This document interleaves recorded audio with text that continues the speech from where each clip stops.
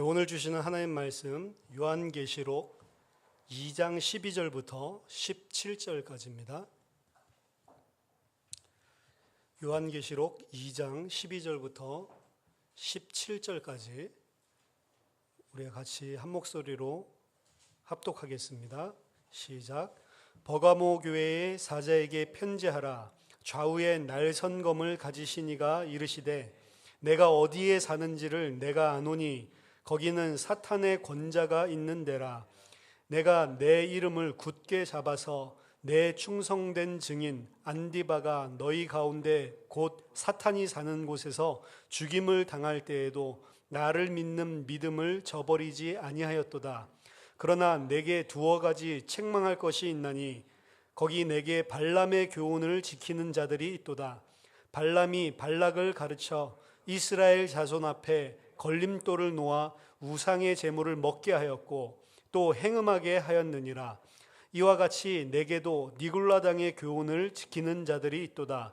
그러므로 회개하라. 그리하지 아니하면 내가 내게 속히 가서 내 입의 검으로 그들과 싸우리라. 귀 있는 자는 성령이 교회들에게 하시는 말씀을 들을지어다.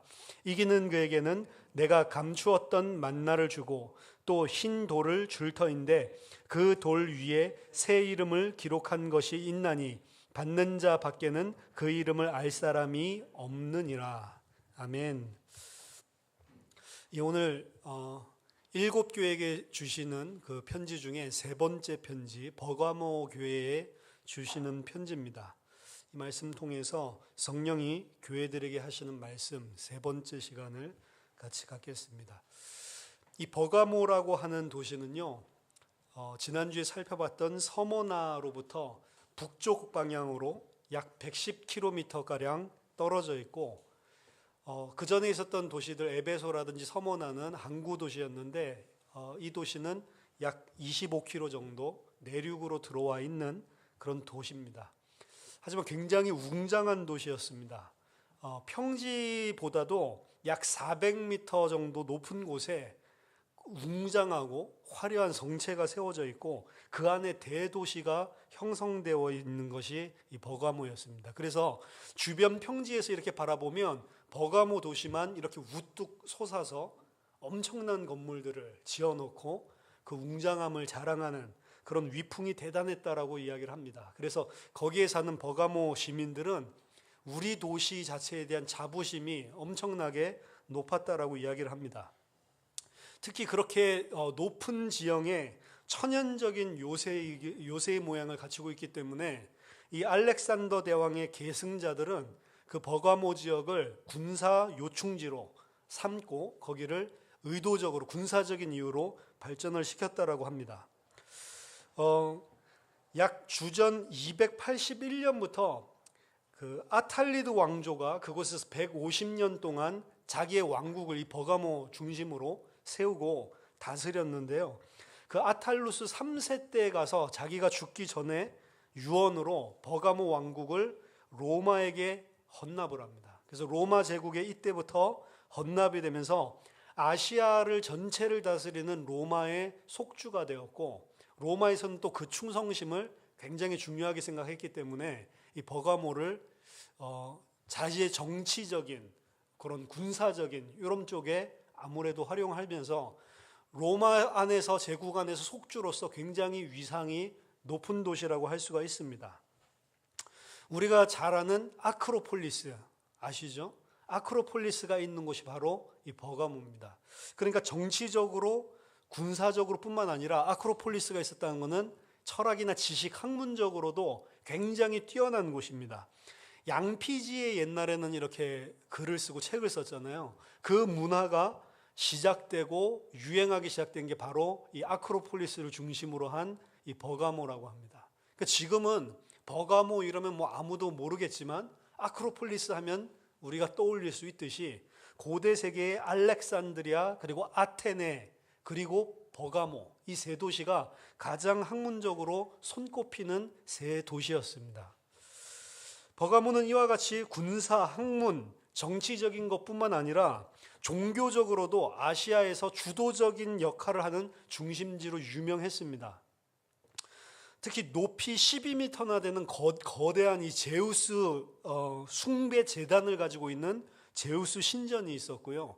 승리의 여신이었던, 그리고 이 버가모의 수호신이라고 믿고 있었던 아데나 신전, 이것도 굉장히 크게 있었고, 또 왕조를 수호하고 있는 황소 니오니소스 섬기고 있는 니오니소스 신전, 이거 외에도 수많은 이방 신전들이 있었던 도시입니다. 특히 뱀으로 상징되는 치료의 신인 아스클레피오스 신전이 있었는데요.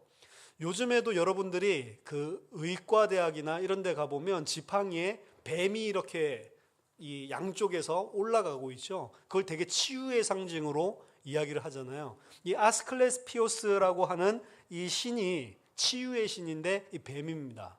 그 아스클레피오스를 섬기고 있고 커다란 신전이 있고, 버가모에는 그 치유의 능력이 많이 나타나서 옛날 사람들이 고대 그 지역뿐만 아니라 전 세계에서, 뭐 전 세계라 해봤자 그 유럽 쪽이겠죠, 소문을 듣고 찾아와서 치유받으려고 하는 사람들이 많았을 정도로 그 뱀을 섬기고, 그리고 그 영향력, 치유의 능력들이 나타나고, 이런 것들이 굉장히 성행했었던 곳입니다.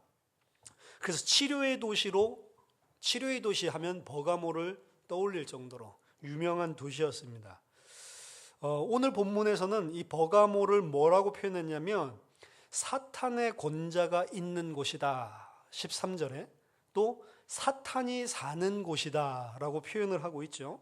사탄의 권자가 있는 곳, 사탄이 살고 있는 곳이라고 표현을 하는데, 그 이유 중에 하나를 지금 좀 전 말씀드린 그 아스클레피오스, 이 뱀을 섬기는 이런 중심적인 중심지였기 때문에 이러한 묘사를 했다라고 학자들이 이야기할 만큼 그 영향이 대단했다고 합니다.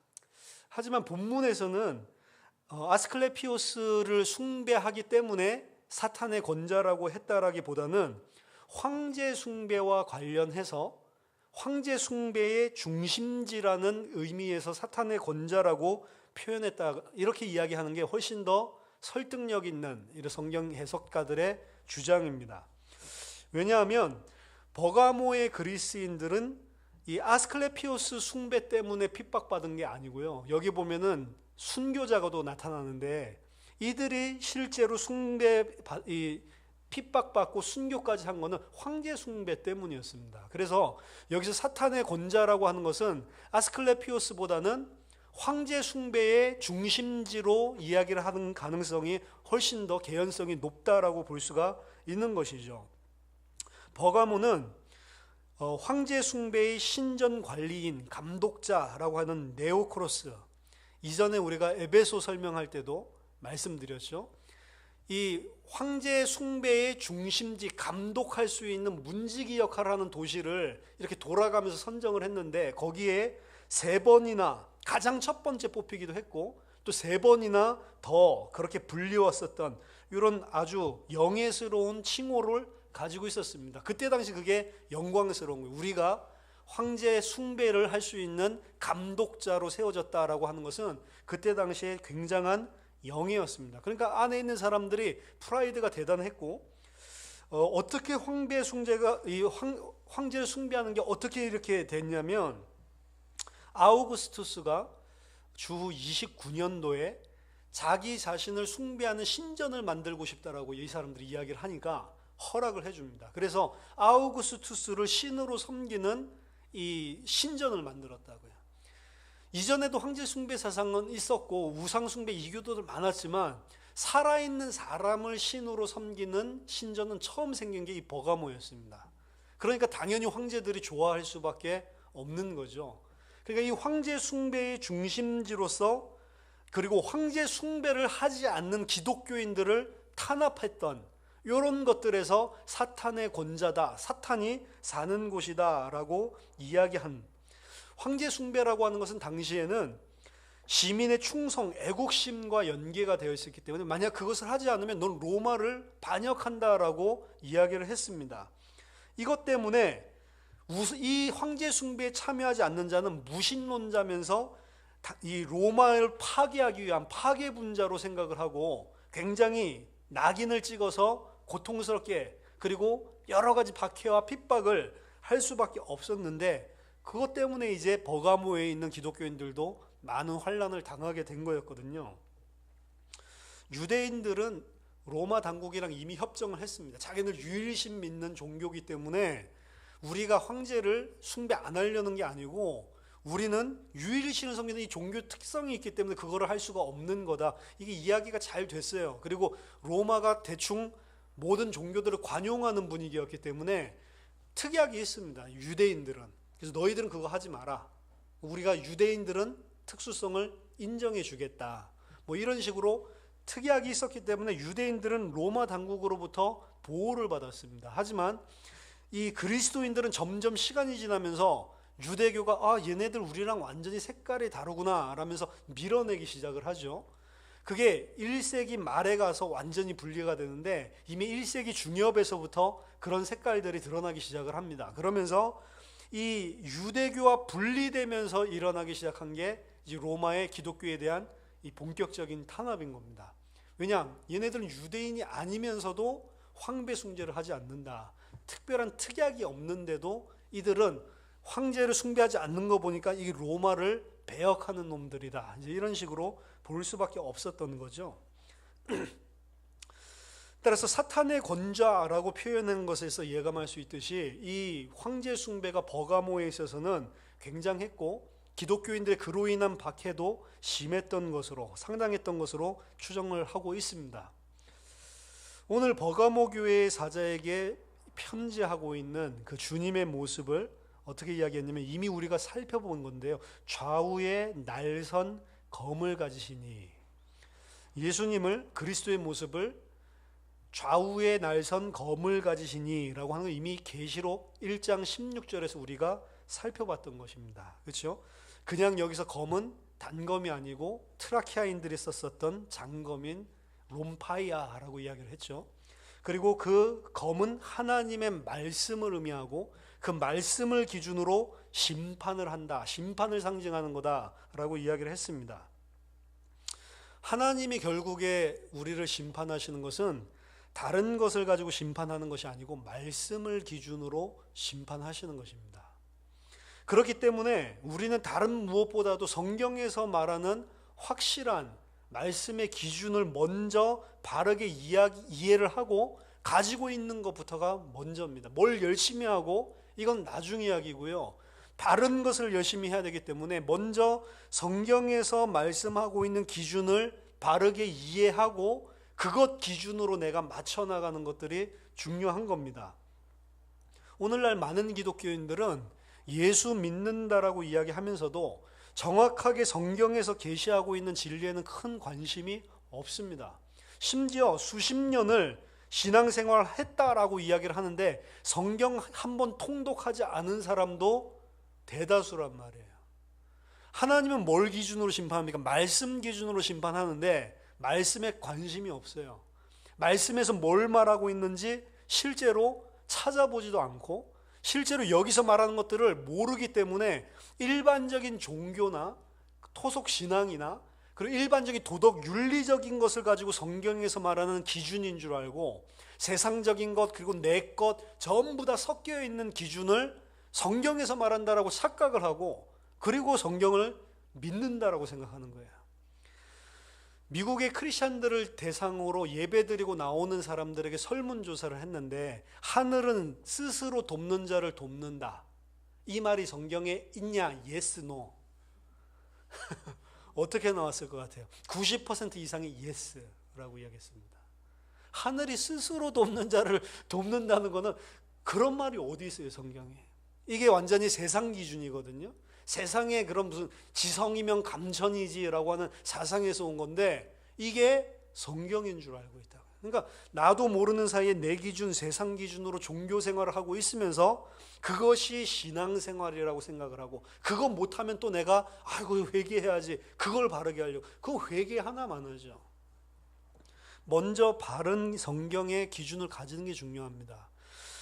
어떤 목사는 내 설교만 잘 들어도 된다. 내 설교도 잘 이해하지 못하는데 성경 읽어가지고 너희들이 이해가 되냐? 주일날 내가 설교하는 것만으로 잘 이해해라 라고 이야기를 하고 잘 알지도 못하면서 성경 위험하니까 쓸데없이 읽지도 마라라고 이야기를 하는데요. 이게 기독교의 가장 원천적인 지금 문제를 지금 드러내 보여주고 있는 겁니다. 설교를 통해서, 성경 공부를 통해서 우리는 말씀을 이해하고 잘 배울 수 있습니다. 하지만 설교는 그 성경 말씀을 잘 풀어서 이해할 수 있도록 돕는 것이지, 진짜심은 그 말씀 자체에서 나오는 거예요. 그래서 말씀에서 목사가 이야기를 해준 것들보다도 더 중요하게 생각할 것은 그 목사가 인용한 말씀 자체입니다. 그래서 여러분들 설교에서 나오는 제가 풀어주는 내용들은 이해할 때 도움 한번 받으면 되는 거고요. 진짜 중요한 건 본문에서 이야기하고 있는 내용을 반드시 확인해 보시고, 그 본문과 관련되어 있는 그 본문 책, 이 전체가 이야기하고 있는 게 뭔지, 요거를 하나님의 말씀 스스로가 말하고 있는 것들을 듣는 게 굉장히 중요합니다. 그래서 율법적이기는 했지만 어렸을 때 우리가 외우라고 억지로 암송시켰었던 이런 말씀들은 사실은 굉장히 우리들 깊은 곳에 사실 이미 뿌리를 받고 있다고요. 하나님의 말씀이기 때문에 그런 겁니다. 그래서 여러분들이 설교도 참고를 해야 되지만 설교 안에서 나오는 말씀 자체가 실제 성경에서 뭐라고 이야기를 하고 있는지를 반드시 확인하고, 설교를 중심으로 그 말씀을 갖다가 보고 그 말씀에서 나오는 힘을 얻으셔야 돼요. 왜냐? 결국에는 제가 잘못 풀 수도 있습니다. 이미 그런 것들을 겪었지만, 제가 잘못 풀었지만 성경에서 말하는 거랑 제 것만 듣다 보면 성경에서 말하는 것과 지금 우리 목사님이 말하는 게 뭐가 달랐는지 이해 안 되는 것들이 있을 수가 있잖아요. 만약에 여러분 성경을 읽다가 뭔가 이거 설교랑 틀린 이야기를 하는 것 같은데 그럼 저한테 말씀을 하세요. 그럼 제가 보고 참고하고, 아, 내가 잘못 생각했구나. 저도 고쳐야 되는 거예요. 제가 목사라고 하는 직분이 말씀을 잘 풀어주는 역할이기 때문에 연구하고 그리고 기도하면서 이렇게 알려드리긴 하지만 제가 하나님은 아니잖아요. 목사도 틀릴 수가 있는 겁니다. 그러니까 여러분들이 제가 틀린 것들이 있으면 알려주셔요. 그러면은 저도 그 부분에 대해서 생각해보고 이렇게 할 수도 있는 거고, 궁금한 거 저한테 물어보세요. 근데 제가 다 한 번에 답을 못 해드려요. 왜냐면 저도 다시 한번 확인을 해봐야 되니까. 근데 한번 질문해 놓은 거 있으면 기억하고 있다가 언제든지 풀어드립니다. 그러니까 궁금한 거 있으면 물어보시고, 바로 대답 못한다고 해서 왜 저런 것도 바로 대답을 못해? 그러지 마. 저는 성경 박사가 아니니까, 하나님도 아니고. 지금 제가 말씀드리고 싶은 거는, 하나님은 결국에는 너희 목사 말씀을 중심으로 심판하시는 게 아니고요, 하나님이 우리에게 주신 이 말씀을 중심으로, 성경 중심으로, 여기에서 계시하신 진리 중심으로 우리를 심판하신다는 거. 그게 예수님이 영화를 받으시고 장차 심판주로 오실 그리스도에 대한 모습입니다. 말씀. 이 예수 그리스도께서 13절에 내가 아노니라는 표현이 있죠. 버가모 교회에 대해서 세 가지를 아신다라고 이야기를 합니다. 첫 번째는 그들이 사는 이방 세계가 어딘지를 아신다. 그 이방 세계를 어떻게 이야기했냐면, 거기는 사탄의 권자가 있는 데다. 거기는 곧 사탄이 사는 곳이다. 내가 너희들이 어떤 세상 속에 지금 살아가는지를 알고 있다라고 이야기를 합니다. 예수님이 우리를 이 땅에 보내시면서 사탄이 환난과 핍박으로, 또 유혹으로, 여러 가지 음녀의 모습으로 우리를 유혹하고 넘어지게 만드는 세상이란 걸 너무나 잘 알고 계십니다. 예수님이 제자들을 내보낼 때 뭐라고 이야기했죠? 너희들은 양인데 내가 지금 양을 이리에게 보내는 것 같다라고 이야기를 하시죠. 예수님이 지금 우리가 살고 있는 세상이 어딘지를 아세요. 이리가 살고 있는 곳입니다. 사탄의 중심지, 사탄의 권자가 있는 곳이란 말이에요. 이거는 버가모 사람들이 그랬겠지, 그 이야기가 아닙니다. 성령이 교회들에게 하시는 말씀이란 말이에요. 여러분, 상황이 어떻게 막 심각한 사람은 저 사람이 사탄의 권자에 있고, 어떤 상황 환경이 좀 좋아 보이는 사람은 사탄의 권자에 안 있는 것 같죠? 아닙니다. 모든 신자는 이 땅, 이 세상에 사는 게 사탄의 중심지에 사는 그것과 똑같은 거란 말이에요. 양을 이리 가운데 보내신다라고 이야기를 했다고. 그럼 여러분, 양을 이리 가운데 보내면 어떻게 되겠습니까? 잡아먹히겠죠. 뭐라고 예수님이 말씀하십니까? 내가 너희를 보내는 곳이 이리가 사는 데라서 내가 너희를 사자와 같은 권능을 줘서 보내겠다 안 하고, 너희는 양인데 그냥 가라는 거예요. 아이러니하죠? 너희가 가면 어떻게 물어뜯기고 죽임을 당할지 아는데 가라는 겁니다. 그게 세상입니다. 정말로 그리스도의 충성된 증인으로 그리스도를 따르는, 목자를 따르는 양으로 사는 자는 이 세상에서 이리에게 물어뜯기고 그 생명까지 다 빼앗길 줄을 아는데 거기로 보내시는 게, 양을 보내시는 거예요. 근데 우리는 어떻게 생각을 하죠? 뱀처럼 지혜롭고 비둘기처럼 순결하라. 뱀처럼 요리조리 잘 빠져나가고 그러면서도 순결하라. 사실은 그게 부딪히잖아요. 뱀처럼 이 인본주의 써가지고 여기저기 잘 빠져나가는, 나중에 이야기하겠지만 그것도 그 이야기 아닌데요. 예수님은 우리를 이 땅에 보내시고 이 세상에 보내시면서 너희는 양으로 살라는 거예요. 사자 같은 권능 가지고 그 이리를 이기려고 하는 게 아니고 너희 자신을 부인하고 죽이라고 하는 겁니다. 사실은 그렇게 하는 자가 양이고 그렇게 하는 자가 충성된 자예요. 우리가 이 땅에서 성공을 하고 이 땅에서 불신자들보다 더한 것을 가지고 그들을 장악하는 그런 교회라는 개념은 성경에 없는 것입니다. 그럼 우리 그지같이 살아야 되냐? 그지같이 살라는 말이 아니고 그것 가지고 승리하라고 그 능력을 주시겠다는 말씀이 없다는 말이에요. 그거는 능력이 아닙니다. 내가 너희들이 어디에 살고 있는지 안다. 이 버가모 시대, 버가모 요 도시에서는 황제 숭배 많이 하죠. 그리고 우상 신상을 엄청나게 섬기기 때문에 상업 길드 조합이 있어서 그 상업 길드 조합에서 중심으로 상거래를 하고 장사를 하는데, 거기에 포함되려면 반드시 뭘 해야 되냐면 이들과 함께 꼭 개업식 때 고사 드리고 이러듯이 항상 우상 축제에 참여를 해야 돼요. 그 참여하지 않으면 어떻게 돼요? 생존의, 생계의 위협이 생기는 것입니다. 황제만 숭배할 뿐 아니라 먹고 사는 생업을 하려고 그래도 우상 숭배를 하지 않으면 안 되는 도시가 여기였단 말이에요. 그러니까 이 속에서 그리스도인으로 살아간다라고 하는 게 얼마나 힘들겠어요. 내가 너희들이 힘들 거라는 것을 안단 말이에요. 그걸 잘 알고 있는데도 그래도 그 안에 보내시는 겁니다. 하나님이 우리에게. 두 번째 무엇을 하신다고 했냐면 그들의 충성된 증언을 안다라고 이야기하시는 겁니다. 내가 내 이름을 굳게 잡아서 내 충성된 증인 안디바가 너희 가운데 곧 사탄이 사는 곳에서 죽임을 당할 때에도 나를 믿는 믿음을 저버리지 아니하였도다. 여기 보면 안디바라고 하는 대표적인 인물을 통해서 이 버가모 교회가 무엇을 잘했는지를 설명하는 거죠. 뭐라고 이야기했냐면 충성된 증인. 이거 들어보셨죠? 충성된 증인. 계시록 1장 5절에 나옵니다. 또 충성된 증인으로 죽은 자들 가운데서 먼저 나시고 땅의 임금들의 머리가 되신 예수 그리스도로 말미암아. 충성된 증인이라고 하는 이 표현은 누구에게 붙은 거예요? 예수 그리스도께 붙은.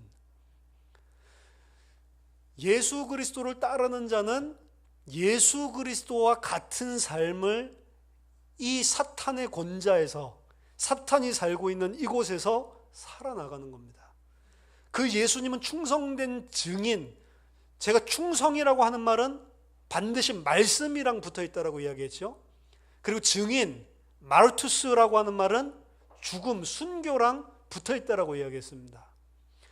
오늘 우리 본문에 보면 내 충성된 증인이라고 되어 있는데 원어에는 나를 충성하고 나를 증언하는 그 나라고 하는 표현이 두 번 나와요. 그러니까 충성이 무엇에 대한 충성이냐? 예수 그리스도에 대한 충성. 그리고 누구를 증언하냐? 예수 그리스도를 증언하는 것을. 그걸 보고 충성된 증인이라고 이야기를 합니다. 그래서 똑같은 충성된 증인이지만 예수 그리스도를 따르는 우리는 예수 그리스도께 충성되고 예수 그리스도를 증언하는 것 때문에 증인이라고 이야기를 하는 거예요. 그 두 가지 일을 하고 있는 사람, 그 사람이 바로 그리스도를 따르고 있는 사람입니다.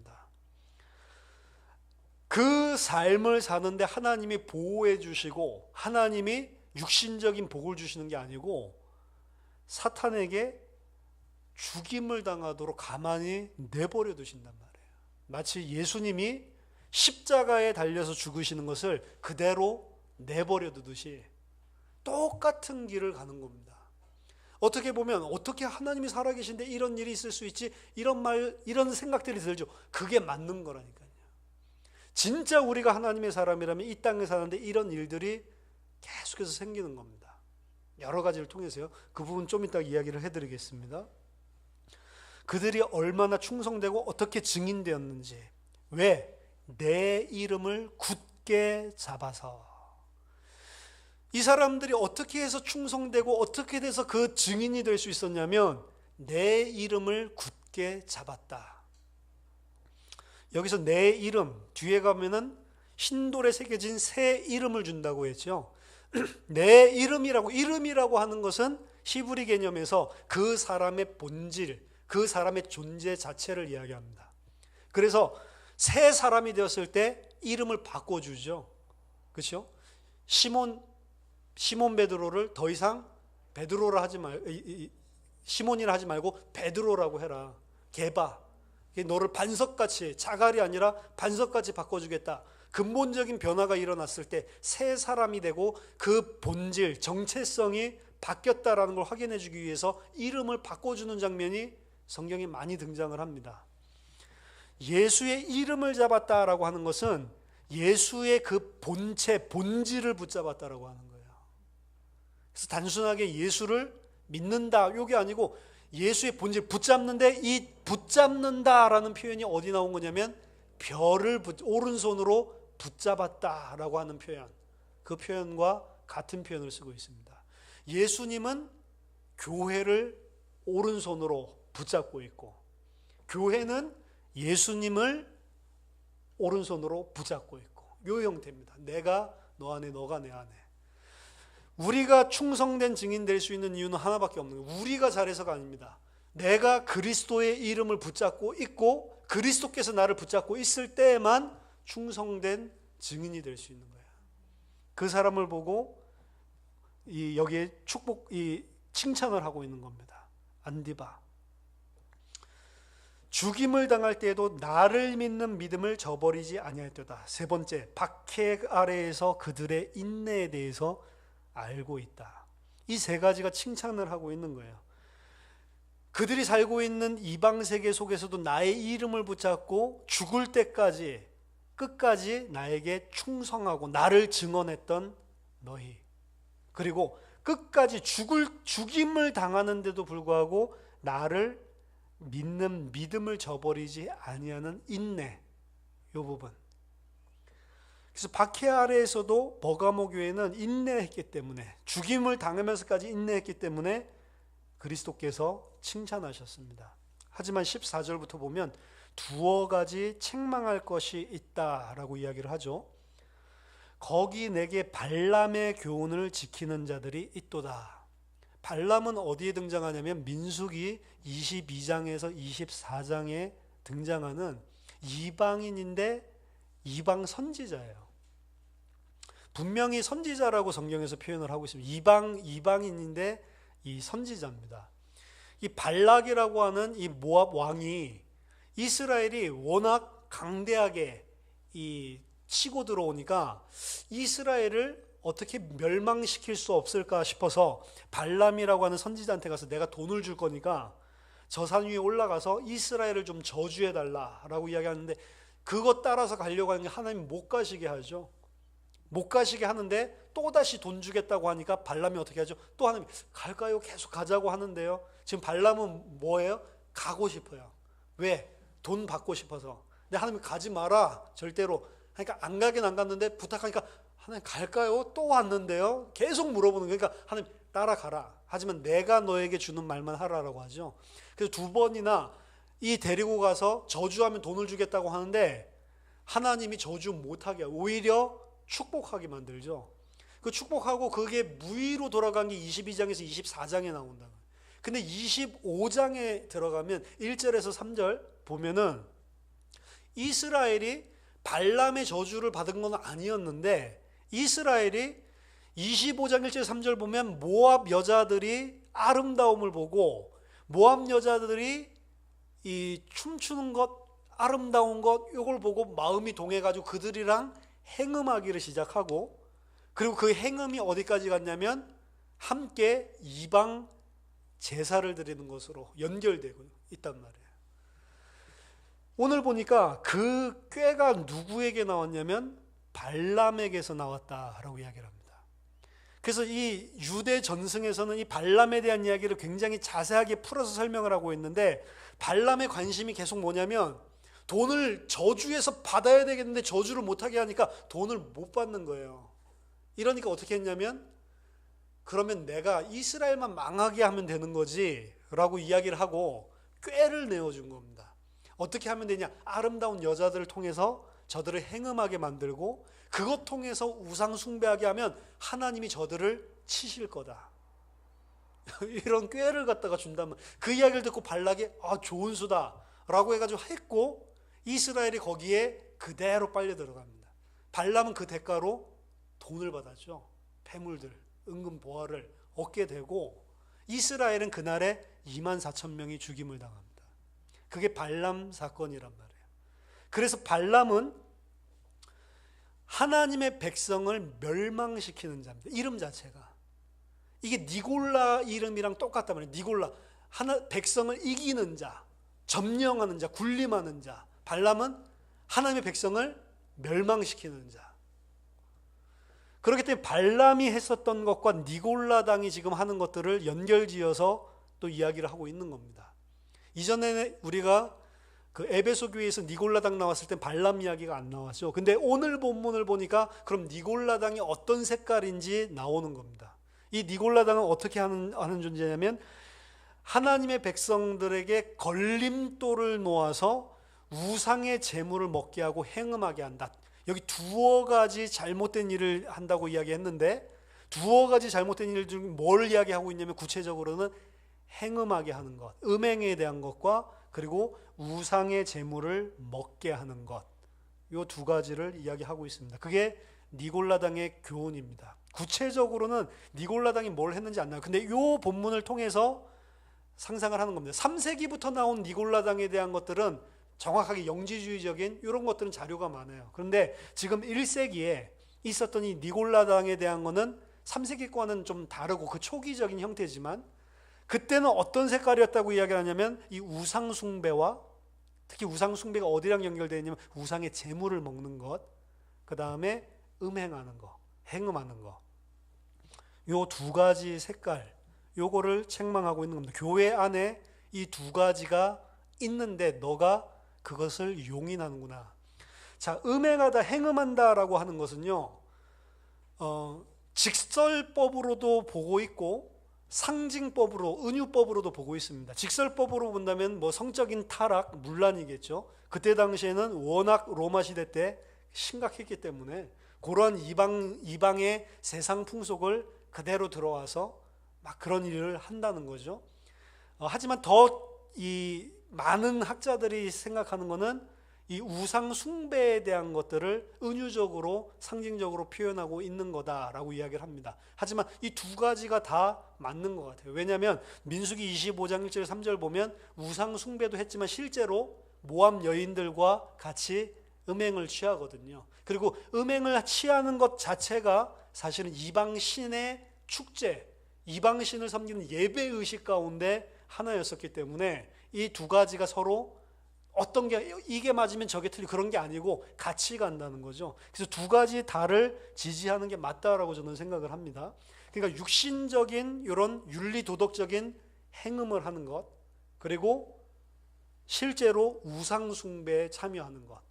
또 우상 숭배에 참여하면서 우상에 여기 보면 재물을 먹게 하였다라고 표현을 하죠. 자, 이런 것들은 우리가 고린도 교회에 보낸 바울의 편지에서도 보이는데, 당시에 시장에서 파는 모든 고기들은 이미 우상 신전에 드린 제의를 드리고 나서 고기들을 다 팔았단 말이죠. 그냥 지금처럼 도축하는 건 없습니다. 무조건 다 이방신들이 섬기는 그런 제의식을 통해서 고기가 시장으로 나간단 말이에요. 그러면 그 고기를 먹어야 되냐 말아야 되냐라는 게 있죠. 내가 이방 축제에 참여하지 않았어도 그것이 시장에 나왔을 때, 그럼 여기서 그 이방 신전에서 축제하면서 먹는 것과 여기 시장에 나온 거 먹는 거는 다르지 않냐라는 이런 부분들 때문에 이야기가 있었는데, 거기에 대해서는 바울은 뭐라고 이야기하냐면, 그거 상관하지 마라. 그거 먹어도 죄는 아니다. 그렇지만 형제가 저런 거 먹을 수가 있어? 시험 될 것 같으면 평생 먹지 마라. 나는 평생 고기 안 먹겠다. 만약에 한 명이라도 낙심한 사람이 있으면, 이렇게 이야기를 한 겁니다. 그래서 시장에 나와 있는 재물 먹는 거는 그 문제를 말하는 것 같지가 않다라고 보는 거예요. 그럼 이 사람들은 이방 축제에 가서 실제로 이방 우상 숭배하는 그 축제 현장에 가서, 그 예배 드리는 현장에 가서 먹은 자들이라고 보는 겁니다. 그럼 왜 그렇게 하죠? 그게 아까 전에 말씀드린 상인 길드 조합, 먹고 사는 문제 때문에 그런 것입니다. 이 환난 핍박이 쳐들어오는데 분명하게 눈에 보이게 황제 숭배하지 마라 라고 하면, 황제를 섬겨라 라고 이야기하면 목이 잘릴 정도로 충성되게 했는데, 교회 안에 한 무리 가운데 뭐가 생겼냐면, 이게 이제 니골라당의 초기 사상이라고 이야기를 하는데, 이 거짓 교사들은 뭐라고 가르쳤냐면, 영적인 것들이 중요하고 우상이라고 하는 것은 원래 없는 것이고, 거기에 의미를 부여하는 사람들이 원래 없는 건데 의미 부여하는 거고, 우린 그걸 다 알고 있지 않냐. 그러니까 절을 해도 우상에게 귀신직을 섬기는 게 아니고 그냥 시민으로서 우리가 국가 의식에 참여하는 거다, 이런 식으로 이야기를 해서 양심의 가책을 느끼지 마라. 그건 죄 아니다. 이건 우상 숭배 아니다. 우리 먹고 살아야 되지 않냐 라고 해서 안에서 열어주기 시작을 했단 말이에요. 내가 지금 당장 먹고 살지 못하면 어떻게 되겠냐는 거죠. 그래서 이 사람들에게 실제로 상거래를 할 수 있고 실제로 내 생계를 유지할 수 있기 위해서 지금 하는 것은 우상 숭배가 아니라는 식으로 가르치고 있었고, 거기에 영향력을 많이 받을 수밖에 없는 거죠. 지난주에 살펴봤었던 서머나 교회는 그거 안 했기 때문에 빈궁하고 궁핍한 삶을 살았다라고 이야기했잖아요. 근데 이 버가모 교회는 거짓 교사들이 니골라당이 일어나서 괜찮다, 뭐 그렇게까지 할 필요가 있냐라고 해서 타협을 시켰다는 겁니다. 그래서 외부에 있는 잘못된 사상, 잘못된 이방신, 황제 숭배, 이것과는 잘 싸워서 이겼는데, 버가모는 안에 있는 사람들 중에 거짓 교사들이 일어나서 이 사람들을 세상과 타협하게 하는 가르침이 일어났다는 거예요. 그것을 오늘 책망하고 있는 겁니다. 그래서 이것을 동화의 문제라고 학자들은 이야기를 합니다. 세상과 동화시키는 거예요.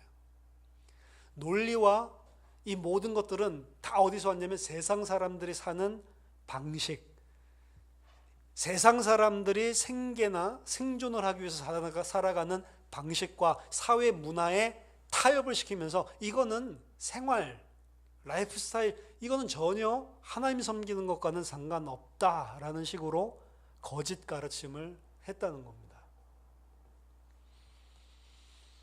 오늘날에 교회 안에서도 이런 말을 합니다. 사업하시는 장로님들, 세금 똑바로 내는 사람이 어딨냐라고 이야기를 합니다. 그렇게 하면 망해요 라고 이야기를 합니다. 그렇죠? 그러니까 다 타협을 한단 말이에요. 다 속이고, 심지어 사업하는 사람들이 연말 되면 연말 정산할 때 헌금 많이 한 걸로 해주세요 라고 하는 사람들까지도 있단 말이에요. 그런 것들이 전부 다 세상적인 것을 가지고 교회 안에 가지고 들어오는 거고, 그거 할 때 교회에서 그렇게 해줄 수 없습니다, 그거 하나님 앞에서 그러면 안 되잖아요, 이러면 교회 떠나니까 교회들은 또 그거를 많이 해준단 말이에요.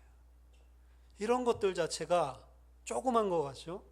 근데 오늘 성경에서는 이 부분을 생명과 구원과 관련되어 있는 것으로 이야기를 한단 말이에요. 타협이 없습니다.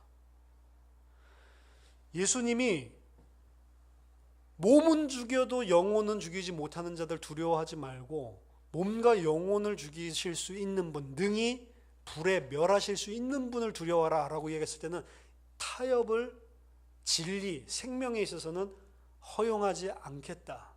허용하는 자는 절대로 생명을 얻을 수 없다라는 경고란 말이에요. 여러분, 예수 믿는 게 쉽습니까? 어려운 거예요. 그래서 예수를 믿고 예수를 따른다는 것은 좁은 길이고 어려운 것입니다. 아무나 믿을 수 있습니까? 아니요. 성령께서 그를 변화시키셔서 새 마음을 주지 않으면 불가능한 거예요. 두렵고 떨리는 것입니다. 이미 모든 죄를 다 용서받았기 때문에 괜찮다라고 열어두는 그 가르침, 그리고 그 괜찮다라는 데서 안심을 하고 있는 사람, 그 사람은 생명을 얻을 수 없는 것입니다. 우리가 완전할 수 있냐? 완전할 수 없죠. 하지만 우리는 우리가 잘못된 길을 가고 있을 때 아파해야 되고, 그것 때문에 하나님 앞에 이런 나의 모습을 하나님 빨리 속히 나에게 성령으로 역사하셔서 온전한 믿음의 사람이 되도록 나 좀 죽여주세요, 신원하고 탄원을 해야 되는 거예요. 저희가 기도에 대해서 나누면서 그게 기도라고 이야기했잖아요.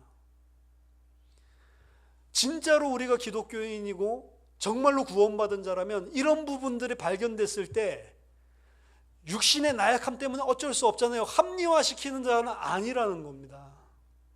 합리화시키는 것이 아니고 그것 때문에 하나님 앞에 애통해서 내가 이런 모습인데 어떻게 하나님 앞에 설 수 있습니까? 라고 안 될지언정 계속해서 하나님 앞에 무릎 꿇고 싸워야 된다는 거죠. 끝까지 인내하면서. 그게 신자에게 주신, 신자만이 할 수 있는 특징이라는 거예요. 버가모 교회에 있는 거짓 가르침, 니골라당의 교훈을 받았던 자들, 이 사람들은 육신적인 것, 세상적인 것들 때문에 하나님께서 주신 믿음의 내용, 신앙의 내용을 타협하고 세상과 동화된 자들이었습니다. 그리고 그런 가르침을 교회 안에서 가르치고 있는데도 버가모 교회는 교회 내부에 그런 부분들을 잠재우지 못한 거예요. 에베소 교회는 그거를 잘했죠. 이런 거짓 교훈이 일어났을 때 말씀을 가지고 확 드러내가지고 그런 사람들이 발도 못 붙이게 만들었죠. 칭찬받았잖아요. 근데 버가모 교회는 밖으로는 잘 싸웠는데 안에 내부에서 그래도 그렇지 너무 심한 거 아니야? 레디컬이라는 책이 나와서 되게 유명했죠. 우리나라에서도 번역돼서 많이 읽었는데, 그 레디컬이라고 하는 책에서 보면 다소 윤리 도덕적인 것으로 흘러가는 경향이 있습니다. 그래서 우리도 전 재산 버려보기 뭐 이렇게 해서 뭐 금식하면서 돈 아껴가지고 내가 먹고 내가 필요한 게 쓰지 않고 뭐 가난한 사람 돕고 이런 게 써보는 것들을 막 연습하고 훈련하고 뭐 그런 부분들은 뭐 썩 마음에 내키지 않지만, 한 가지는 예수님이 말씀하시는 믿음의 사람, 예수님이 말씀하시는 제자도는 세상 사람들이 봤을 때 레디컬, 과격분자라는 거죠. 과격하다는 겁니다. 설렁설렁 가는 게 아니고 예수님이 믿는 자에게 요구하신 것은 과격하다는 거예요.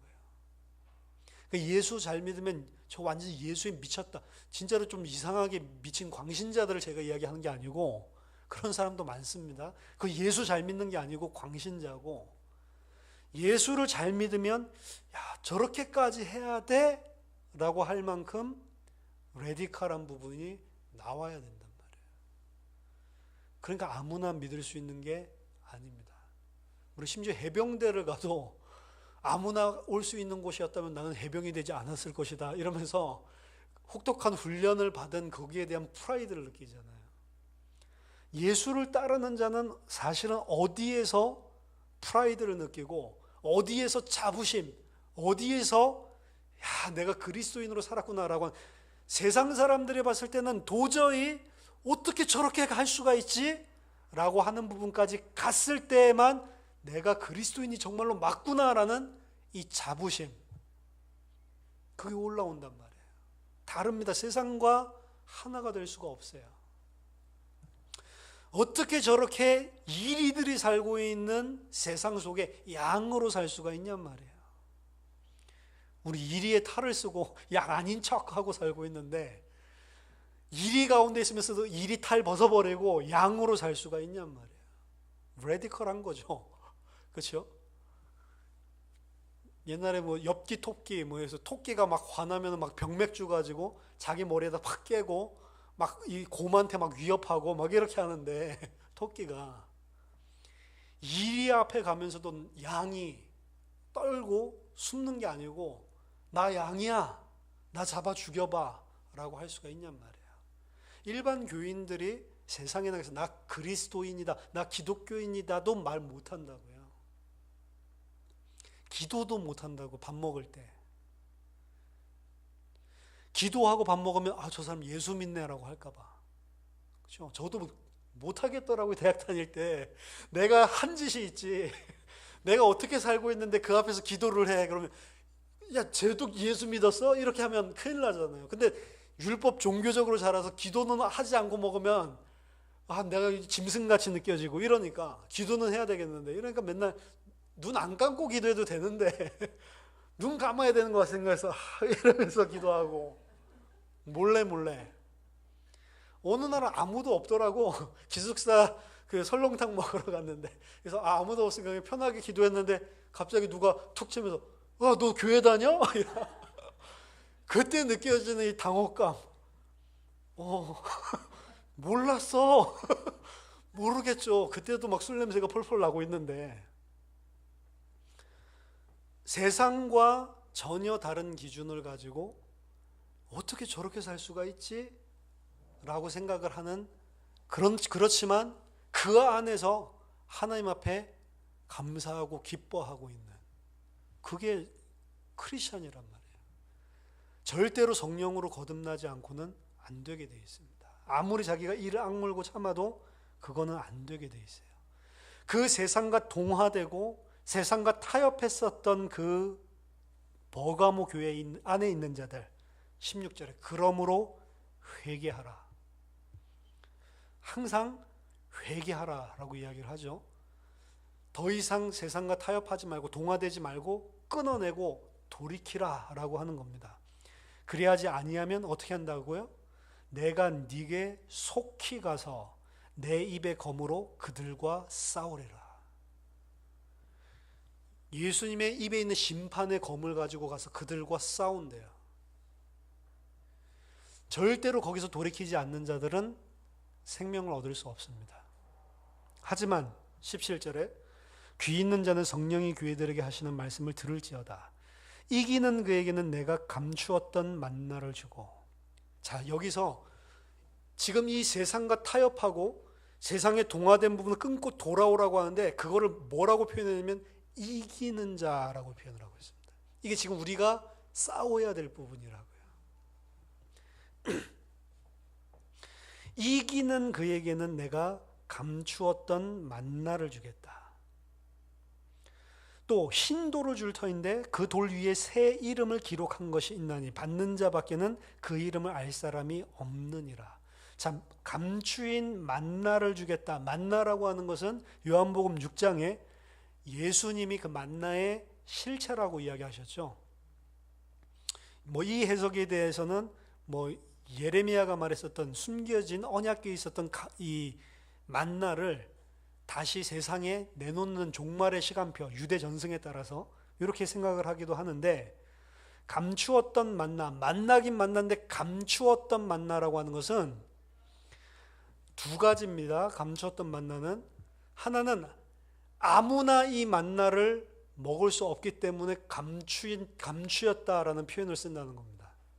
그러니까 그리스도인들, 생명을 얻은 자는 이 만나를 알고 먹을 수 있죠. 하지만 생명을 얻지 못한 자들, 구원받지 못한 자들은 이 만나를 알 수도 없고 먹을 수 없기 때문에 감추었다라고 하는 표현을 만나에 쓴, 누구만 알 수 있어요? 생명 얻은 사람, 끝까지 이긴 사람만 알 수 있는 만나라는 표현에서 감추었다라고 이야기를 하고 있는 거고, 또 이 만나는 예수님이긴 하지만 궁극적으로 우리가 새하늘과 새 땅에 가서 먹게 될 영원토록 우리를 썩지 않게 만들 영원한 생명을 주는 생명의 양식으로서의 만나, 이 두 가지를 표현한다. 또 신도를 준다고 이야기를 하죠. 신도를 준다라는 표현이 있는데, 이 돌에 또 이름이 새겨져 있다라고 하는데, 구약 성경에 돌에 이름이 새겨진 것은 이 제사장이 입는 옷의 보석에, 양쪽에 두 보석에 6지파씩 이름이 새겨져 있는 보석이 있습니다. 그 보석이 에벤은 돌이잖아요. 보석이 아니고 원어에는 돌로 되어 있어요. 그래서 돌을 보석이라고 표현을 하기도 하고, 보석을 돌로 표현하는 거예요. 그럼 이 신돌이라고 하는 것도 신보석일 수도 있는 거죠.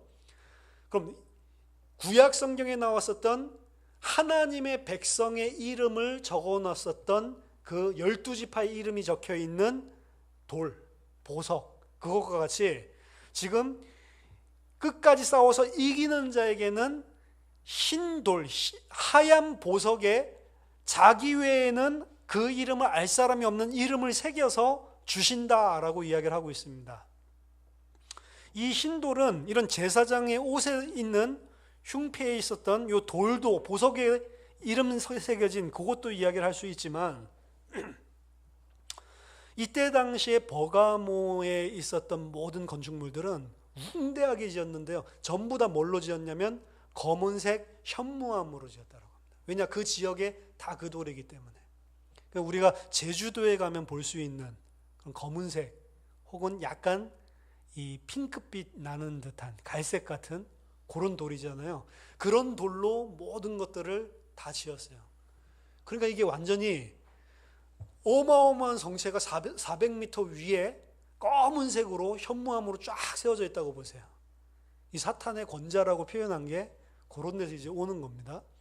그런데 각 건물들을 갖다가 보니까, 이 발굴해 보니까 전부 다 그 돌로 지었는데, 검은 돌로 지었는데, 그 돌들 가운데 하얀 돌로 딱 만들어 놓은 게 있어요. 그게 뭐냐면 머릿돌입니다. 그 건물이 무엇인지를. 그러니까 다 검은데 그 머릿돌에만 하얀 돌로 이렇게 그 건물에 대해서 딱 이름을 새겨 놓는 거죠. 그 하얀 돌은 버가모 지역에서 나는 게 아니고 외국에서 수입을 해 들어온, 그 지역에 나지 않는 돌이기 때문에 굉장히 귀한 것이었고 부의 상징이었고 굉장히 비쌌다고 이야기를 해요. 흰돌을 준다라고 했을 때 이 부분도 상징적으로 보여주고 있는 겁니다. 사실은 우리가 구원을 얻었다라고 하는 것은 내가 얻은 게 아니죠. 나는 어떻게 해요? 전부 다 검은 죄밖에 없죠.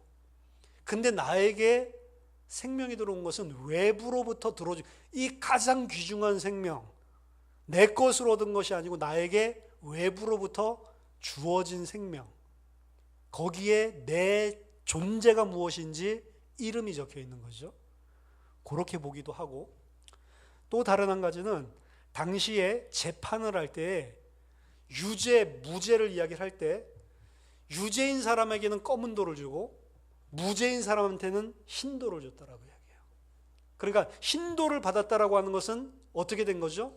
너는 죄 없다라고 인정받을 때 무죄 판결을 받는 겁니다. 그래서 마지막에 우리가 심판받지 아니하고 그 심판을 통과해서 생명을 얻게 될, 새하늘과 새 땅에 들어가게 되는 그 부분을 이런 법정적인 표현으로 사용한 거기도 하고요. 마지막으로 이 흰돌은 당시에 그 연극 영화나 뭐 이런 걸 관람하러 들어갈 때 입장객들이 보여주는 표시가 이 하얀 조약돌, 입장 티켓이에요. 티켓, 영화 티켓까지. 그래서 영화관에 들어가려고 하면, 극장관에 들어가려고 하면 뭘 보여주세요? 하얀 돌을 꺼내서 보여주고 들어갔다는 겁니다. 이 모든 것들이 다 종합해 봤을 때 하나님께서 새 이름을 기록한 것을 우리에게 준다라고 했을 때 이거는 하나님의 백성으로 새하늘과 새 땅에 들어갈 수 있는 권리, 새 땅에 들어갈 수 있는 신분, 자격을 부여한다라고 하는 걸로 볼 수가 있습니다. 두 번째 생각해 볼 거는 여기에 적혀 있는 새 이름은 무엇인가 라고 하는 겁니다. 여기에 적혀 있는 새 이름을 크게는 두 가지로 봅니다. 한 부류는 예수의 이름이다, 이렇게 이야기합니다. 왜냐하면 결국에는 우리가 나 자신을 입증하고 하나님 앞에 들어가려고 하면 예수의 이름 외에는 안 되기 때문에 예수의 이름이다, 이렇게 보는 사람들이 많이 있는데, 제가 봤을 때는 예수의 이름보다는 새하늘과 새 땅에서 우리 각 개인에게 주어지는 새 이름일 가능성이 더 높다라고 후자를 이야기하는 학자들이 좀 더 타당하다라고 생각을 합니다. 왜냐하면 여기 보면 받은 자 외에는 그 이름을 알 사람이 없다라고 이야기했거든요. 만약에 다 예수 이름이 적혀 있는 것이라면 다 알죠. 근데 받은 자 외에는 그 이름을 알 사람이 없다라고 하는 것은 그것을 준 자와 받은 자 사이에 은밀하면서도 깊은 관계를 이야기하고 있는 겁니다. 그러면 이거는 이제 목자 이미지랑도 비슷한데, 우리가 양들을 봤을 때는 다 똑같이 보이지만 이스라엘의 목자는 자기 양들의 이름을 다 알고 똑같이 보이는 그 양을 전부 다 친밀하게 분간을 해낸단 말이에요. 그리고 양들을 갖다가 공동구역에다가 전부 다 뭐 마을이 함께 그 양을 갖다가 한 곳에다가 집어넣고 공동으로 이렇게 돌보는데, 목자가 오면 그 수많은 수백 마리 양 중에 내 양들을 찾아낼 수 있습니까? 근데 찾아낸단 말이에요. 목자가 부르면 그 목자의 음성을 듣고 그 목자의 양들은 전부 다 따라 나오고, 목자는 그 양들의 이름을 하나하나를 다 아는 게, 그때 1세기에 있었던 목동이나 이런 양치는 배경을 아는 사람은 누구든지 그냥 다 상식으로 알고 있는 거예요. 우리가 보면 희한하죠. 어떻게 양이 자기 목자가 와가지고 이야기하면 우르르 나오냔 말이야. 자기 양이 아니면 절대로 안 나오고, 그리고 그 똑같이 생긴 양을 어떻게 한 명 한 명 다 개별적으로 이름을 지어주고 이름을 아냔 말이에요. 이건 목자와 양 사이에만 있는 특별한 관계인 거거든요. 다른 사람이 알지 못하고 나만 알 수 있는 이름, 그거를 알고 불러주시는 분, 이 우리가 구원받는다라고 하는 것은 우리는 교회로서 집단적으로 구원을 받는 거지만 그 각각의 벽돌들, 각각의 성도 한 사람 한 사람들을 예수님은 개별적으로 친히 목자가 양을 아는 것처럼 알고 계십니다. 그리고 그 이름을 우리에게 주신다. 그리고 그 이름을 받았을 때는 우리는 어떻게 된다고요? 지금의 내 본질, 지금의 내 존재가 아니고 새로운 본질, 새로운 존재로 바뀌는 게 이름을 주는 거라고 이야기를 했죠. 그래서 이 땅에서 살던 그 모습이 아니고 새로운 본질로 새하늘과 새 땅에서 우리가 변화되는 것들을 보여주고 있는 겁니다. 그때 이름이 뭔지 모르겠지만 지금 우리가 가지고 있는 이름 아니겠죠. 그리고 그때 가지고 있는 우리의 정체성 또한 지금 알고 있는 가족, 지금 알고 있는 이런 혈연관계 아닙니다. 그리스도 안에서 전부 다 그게 새롭게 다 바뀌는 거예요. 결국에 이 땅에서는 제일 끊을 수 없고 가까운 혈연관계마저도 사실은 잠시 잠깐 하나님의 계획을 이루기 위해 하나님이 허락하신 거지, 그게 본질이 아니라고요. 이 땅의 모든 것을 다 부인하고 새하늘과 새 땅에 들어갈 수 있는 자들은 그거를 아는 자들입니다. 그래서 자녀를 위해서라도, 자녀를 죽인다고 해도 예수를 배반하지 않는 거예요. 죽임을 당하고 있는 자녀에게 조금만 참으라고 이야기를 할 수가 있는 겁니다. 왜냐? 세상적인 개념의 사랑이 아니거든요. 모든 지식에까지 새롭게 창조함을 받은 자입니다. 그리고 그 창조함을 받은 자만 오늘 보니까 동화되거나 타협하지 않고 이기게 된단 말이에요. 예수 믿는 것 쉬운 것이 아닙니다. 예수 믿는 것은 레디컬한 겁니다. 과격한 것이고, 예수 믿는 것은 이 세상과 다르게 살겠다라고 하는 하나님 앞에 완전히 무릎 꿇고 돌아온 것입니다. 그리고 그게 우리는 사탄의 권자 가운데, 사탄이 사는 곳에 살고 있기 때문에 끝까지 싸워서 이겨야 되는 거지, 이 땅에 있을 동안에 계속돼서 우리 안에 이런 일들이 일어난단 말이에요. 오히려 외부의 핍박은 좋습니다. 내 목 잘라라, 죽여라 해버리면 끝이니까. 근데 이 땅에 살아가는 것은 더 힘들단 말이에요. 그 살아가는 부분에 있어서 오늘 버가모 교회는 타협하는 가르침을 허용한 것입니다. 저도 잘 이런 식으로 이야기를 하면 성도님들이 훨씬 더 마음이 편하시겠죠. 여러분, 세상 다 그런 거예요. 우린 연약하잖아요. 우리 완전하게 될 수 없잖아요. 그러니까 너무 그렇게 찔려하지 마시고 그냥 세상 사람들 저렇게 하는데 우리 이미 용서받은 자니까 그냥 막 삽시다, 이렇게 이야기하면 얼마나 편하겠어요. 그렇죠?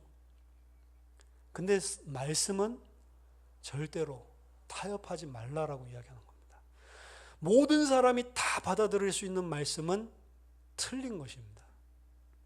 지금 정말로 진리의 말씀이라면 받아들일 수 있는 자와 받아들일 수 없는 자가 나뉘어야 되는 거고, 그것을 알아듣는 자와 알아듣지 못하는 자로 나뉘는 게 말씀이지, 전부 다 환영하고 좋아하고 박수치는 그 말씀이라면 그거는 진리의 말씀 아닙니다.